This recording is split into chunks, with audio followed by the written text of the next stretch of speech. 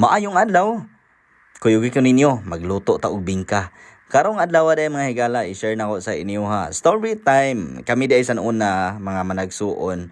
Ang usa sa amo ang panginabuhian jud nila ni Mama di Papa kay ang pagluto jud og bingka. Ako ang mga magulang ang mga babae kay sila jud ni ang dupa sa pagtrabaho or sa pagluto, no? Abag nila ni Mama di Papa. So every Saturday and Sunday kay moanhi jud mi og syudad para makapamaligya og bingka. So mao ni ang gikwaan namo sa pangsulod balay like asin, galamay, gatas, kape ingon ana. Kani ako mga magulang sila gini mga mangtas kayo mangluto ay og bingka.